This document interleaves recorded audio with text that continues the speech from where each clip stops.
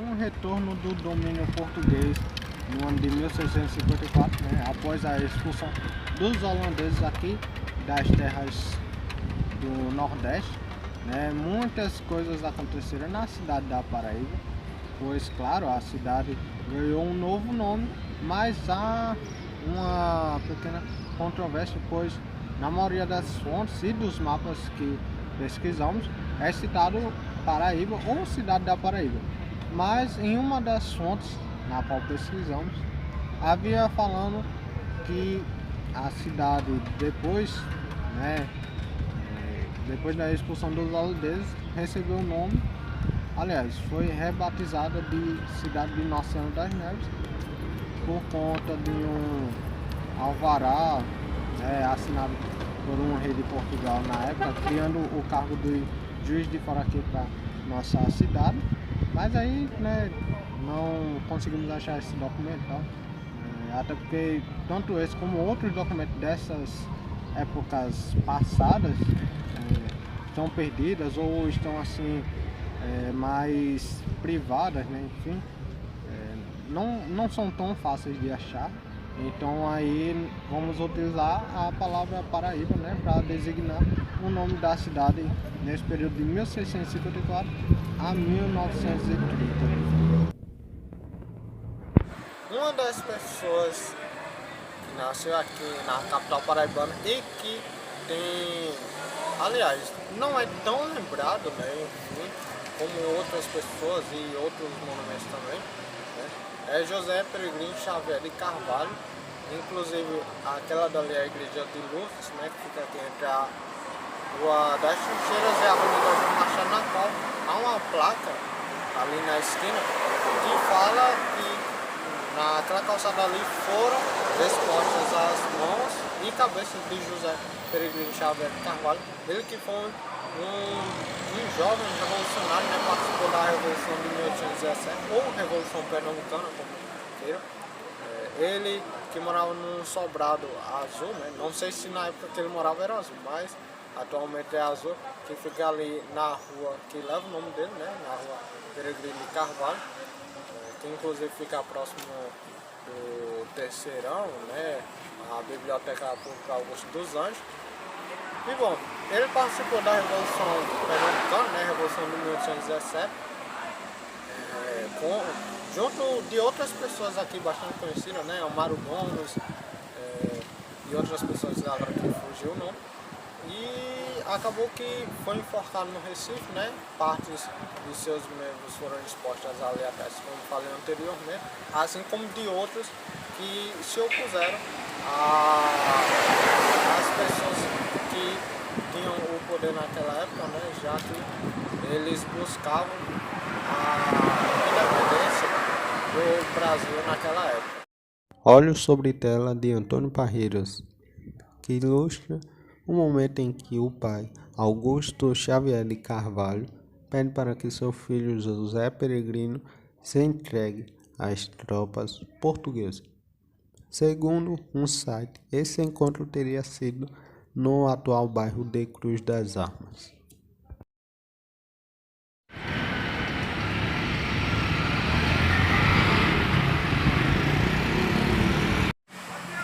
Com o crescimento da cidade, muitas ruas, bairros, comunidades foram surgindo, e uma das ruas históricas, né, podemos dizer assim, daqui da capital, que foi surgindo nesse período de nome Paraíba, né, na capital, foi a Rua das Trincheiras, essa aqui atrás de mim, ela que liga desde ali ao lateral da Praça Venâncio Neiva, né, conhecido como Pavilhão do Chá, e vai até lá próximo do prédio da reitoria do IFPB.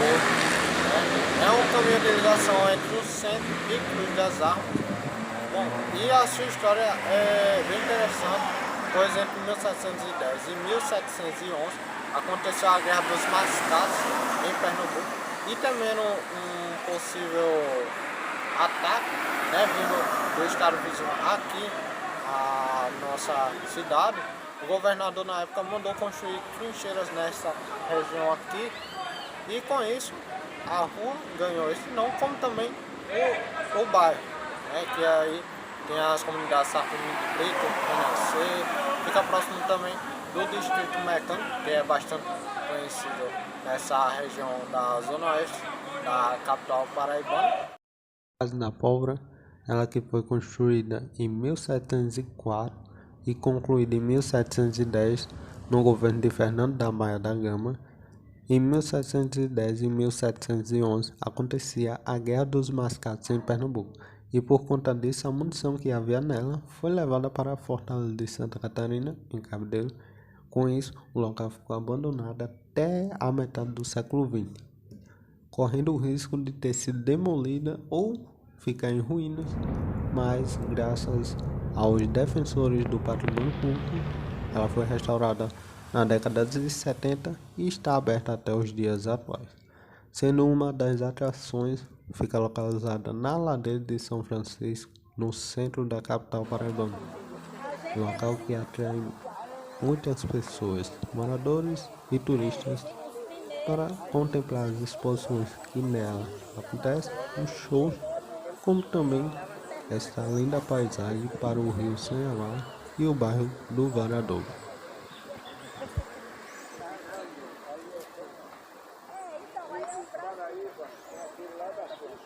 E claro, outra rua também que foi surgindo, né, em épocas passadas foi a Avenida João Machado, que está ali atrás na esquina, né, que aí vai desde ali próximo do cemitério Senhor Boa Sentença até próximo do Caminho da Vaca, né? Outra avenida bastante importante. Então teve a Avenida Epitácio Pessoa, Rui Carneiro também, depois de muito tempo, enfim. Diversos lugares foram surgindo e aí a gente vai conhecendo aos poucos, apesar de que às vezes a gente nem presta atenção, né? Pois a gente olha assim e tal, passa, mas aí quando a gente vai pesquisar acaba sabendo de algo bastante interessante que aconteceu, né? Ou o nome da pessoa que dá, né? Dá nome àquela via, como no Machado, enfim. Outros aqui pela cidade que tem o nome de Ferreira, enfim. Pessoas comuns também, né? Que claro já faleceram. Então a gente vai ver agora um pouquinho da Avenida João Machado.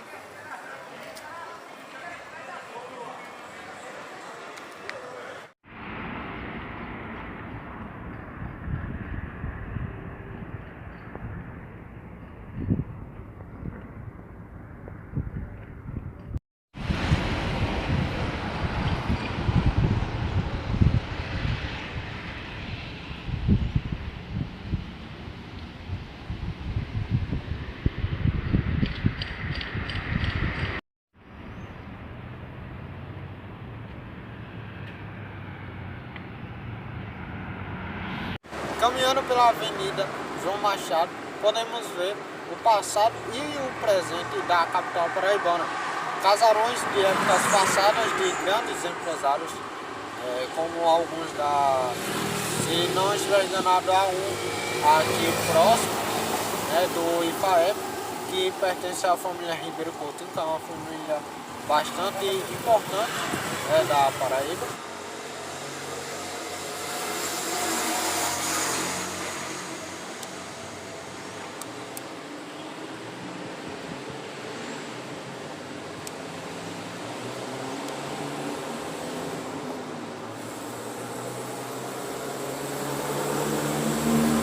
Também podemos encontrar aqui como este prédio aqui atrás, né, que é o Fórum Civil Desembargador Mário Moacir Porto, já fica aqui próximo da esquina com a Vasco da Gama, né? Enfim, uma avenida bastante histórica, né? Podemos dizer que é uma ligação também para quem vem ali da região do cemitério da Boa Sentença e vai dos lados ali da Torre, ou até mesmo para a Praça da Independência. E aí, caminhando por ela, a gente pode ter essa sensação de como era o passado, mas também o presente da capital paraibana.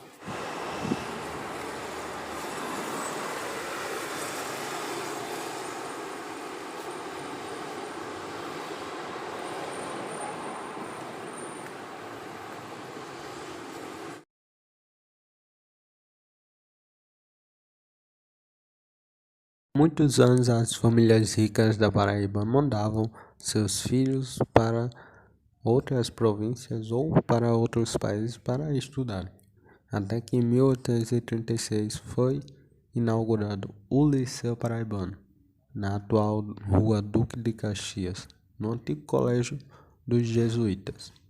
Por lá passaram diversos alunos marcantes na história da Paraíba, entre Celso Furtado, Maciel Pinheiro, João Pessoa, Augusto dos Anjos, Elba Ramalho e Agemir de Figueiredo.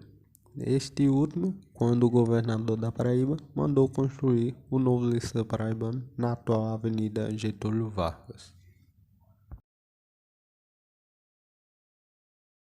De dezembro de 1859, o vapor APA da Marinha do Brasil atracava no Porto da Paraíba. Era a visita de Dom Pedro II à nossa capitania, assim como sua comitiva imperial e, claro, a Teresa Cristina, sua esposa. Euforia pela capital e demais cidades por onde o imperador passou, como Mamanguape, Cabedelo e Pilar. Bom, aqui na capital passou por algumas ruas famosas, como a Rua da Areia, e visitou alguns locais como o antigo Liceu Paraibano e assistiu à missa de Natal na antiga Igreja da Conceição, que atualmente é o mausoléu do ex-presidente João Pessoa. E no dia 30 de dezembro de 1859 partiu da Paraíba para visitar outras províncias brasileiras. Mapa da Paraíba no ano de 1889, no ano da proclamação da República. Podemos observar que alguns bairros já começam a surgir por aí, como Roger, Itambiá, Jaguaribe. Uma parte do atual distrito mecânico também já começa a aparecer. E claro, metade da lagoa já está habitada. O Teatro Santa Rosa foi inaugurado no dia 3 de novembro de 1889, durante os últimos dias do governo de Francisco da Gama Rosa, que inclusive leva o sobrenome deste último presidente no período imperial aqui na Paraíba, e que inclusive teve a honra, né, podemos dizer assim, de poder pegar a inauguração e assistir a primeira peça, que foi intitulada, denominada de O Jesuíta ou O Ladrão de Honra, de Henrique Peixoto. Este teatro, que é um dos mais antigos da Paraíba e também do Brasil, tem bastante importância no cenário histórico como também político, já que houve uma assembleia anos depois, lá no ano de 1930, na qual teve bastante repercussão, tanto positiva como negativa, que aí foi a questão da mudança do nome da capital, como também da bandeira da Paraíba, na qual veremos no quinto episódio, né, no próximo episódio. Mas, bom, então aí 12 dias depois foi proclamada a República, e o primeiro governador republicano da Paraíba foi Venâncio Neiva, o qual dá nome à Praça do Pavilhão do Chá, que inclusive fica aqui próximo de onde estamos. Nesse momento estamos aqui na Praça Pedro Américo, né, que fica em frente ao teatro, e aqui tem a sede do Correios e Telégrafos, como também do 1º Batalhão da Polícia Militar da Paraíba. Pois bem, então Venâncio Neiva teve um ato governamental que foi de mudar o nome para Teatro do Estado, mas foi revogado, né, João Pessoa. Ele teve um pensamento, né, uma ideia de mudar a localização do teatro, saindo daqui da região da Praça Pedro Américo e levando ali para o entorno das praças, das atuais praças João Pessoa e Praça 1817, e assim, claro que, né, ele foi assassinado por João Dantas, enfim, a gente vai ver depois essa questão da Revolução de 30, mas ainda bem que não aconteceu, né, pois pelo menos assim, a gente já está acostumado, né, a gente vive nessa época, Teatro Santa Rosa aqui, então é meio estranho a gente imaginar ele em outro lugar, mas enfim, É um teatro bastante histórico, né? Com mais de 100 anos, acho que 133 anos agora neste ano de 2022. E bom, diversos detalhes na sua fachada e contemplando a beleza aqui do centro histórico de João Pessoa.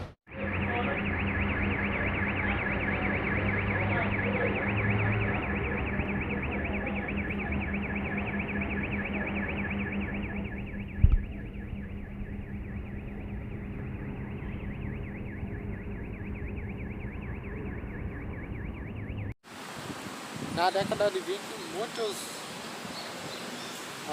20, muitas obras aconteceram, né? Como eu falei anteriormente, de expansão da cidade.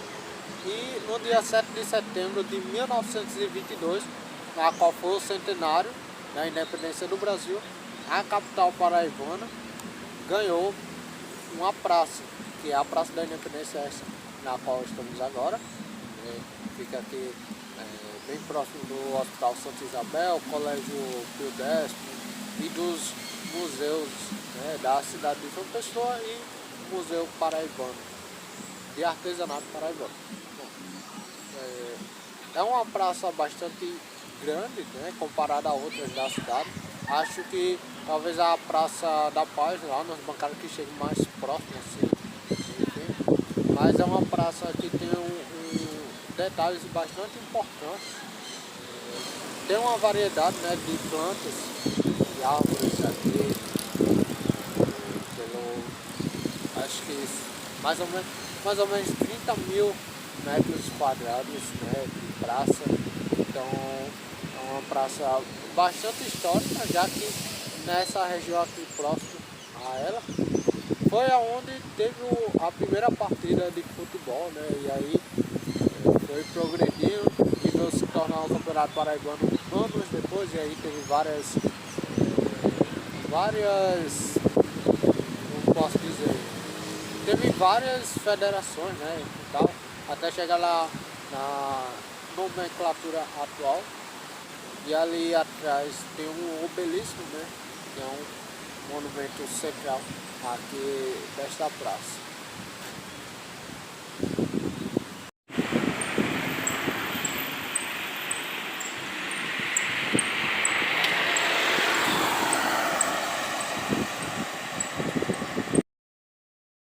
Mapa da Paraíba no ano de 1923. Podemos observar uma parte do Roger, Torre, uma parte do bairro dos Estados, Jaguaribe e o bairro de Cruz das Armas sendo iniciado.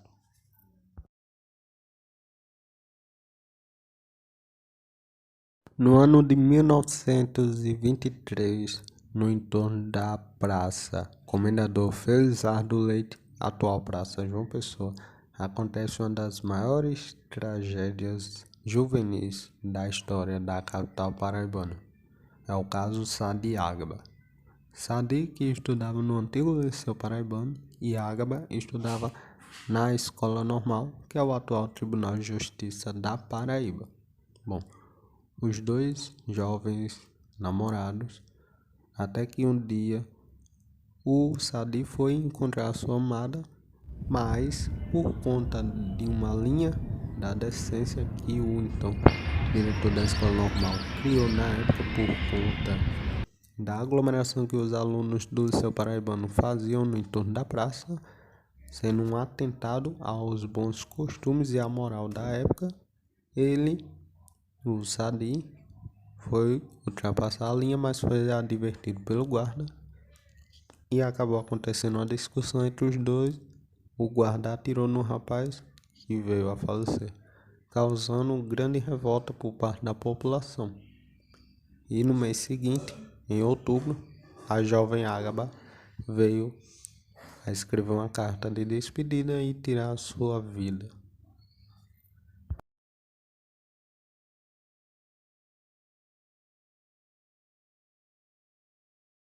O Hotel Globo foi inicialmente construído ao lado da atual Vila Sanhamar, na rua João Suassuna, no Varadouro. Com o passar dos anos, na década de 20, com o processo de urbanização e alargamento de algumas vias, o hotel foi transferido para o atual lugar na Praça de São Frei Pedro Gonçalves. O atual Hotel Globo foi inaugurado no final da década de 20, local que recebeu bastante visita de pessoas da alta sociedade paraibana, como também brasileira. Dentre elas, podemos citar Bibi Ferreira, Ernesto Geisel, ex-presidente no período militar. O local recebe bastante visita por parte de moradores e turistas, e é um dos lugares mais bonitos e na qual podemos contemplar o pôr do sol no final da tarde. Registro da abertura da Avenida Epitácio Pessoa no século XX. Esta via que representa um grande avanço na urbanização da capital, ligando o centro à orla. O ano de 1930 foi bastante agitado na capital. Um dos fatos foi João Pessoa Cavalcante de Albuquerque, era o presidente da Paraíba na época e candidato a vice-presidente na chapa de Getúlio Vargas. João Pessoa mandou a polícia invadir o escritório de João Dantas, no centro da capital, e vasculharam o local e acharam algumas cartas, principalmente algumas que eram conteúdos amorosos com quem ele trocava com Anaíde Beriz, a poetisa daqui da capital. Então, foi divulgada essas cartas nos jornais paraibanos na época. Após a repercussão, João Dantas partiu para o Recife. E João Pessoa também foi para o Recife fazer uma visita ao seu amigo, como podemos ver na publicação do jornal A União. Então, João Dantas ficou sabendo desta ida do presidente à capital do estado vizinho e se preparou. Até que, no dia 26 de julho de 1930, João Pessoa estava na confeitaria Glória, no Recife, e João Dantas entrou e atirou no então presidente da Paraíba, que veio a falecer, causando revolta por parte de seus apoiadores. E Anaíde Beriz é uma das vítimas desse caso todo, pois acabou que teve sua intimidade divulgada, publicada nos jornais paraibanos, e no mês de outubro, exatamente no dia 22, veio a falecer.